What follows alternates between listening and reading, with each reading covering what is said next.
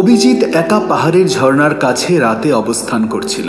চাঁদ নেই, কেবল ঝর্ণার জল নীরবভাবে পড়ছে। হঠাৎ কানে ফিসফিস শব্দ, এখানে থাকো। পিছনে তাকালো সে, অন্ধকারে কেউ নেই, কিন্তু ঝর্ণার পাশে হঠাৎ ভেসে উঠল অস্বচ্ছ ছায়া। চোখ লাল, জল যেন উজ্জ্বল রক্তের মতো, এবং ছায়া ধীরে ধীরে তার দিকে এগোচ্ছে। অভিজিৎ দৌড়াতে চাইল, কিন্তু পায়ের নিচের মাটি নরম হয়ে যাচ্ছে, ধীরে ধীরে তাকে নিচে টেনে নিচ্ছে। ঝর্ণার জল হঠাৎ ভেসে ওঠা ছায়ার সঙ্গে মিলিয়ে লাল হয়ে গেছে। তোর পালা, ফিসফিস আওয়াজ চারপাশে। ভয়ে অভিজিৎ হাত পাথরের উপর চেপে ধরে ঝর্ণার পাশে উঠল। ছায়া উঁচু পাথরের উপর উঠে এসে তার দিকে তাকালো, মুখ অর্ধেক অদৃশ্য, চোখ লাল। সকালে স্থানীয় ট্রেকাররা ঝর্ণার কাছে গিয়ে তাকে অজ্ঞান অবস্থায় পেল।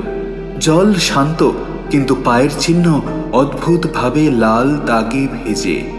অভিজিৎ কোথায় গেল সেই রাতের মধ্যে? কেউ জানে না।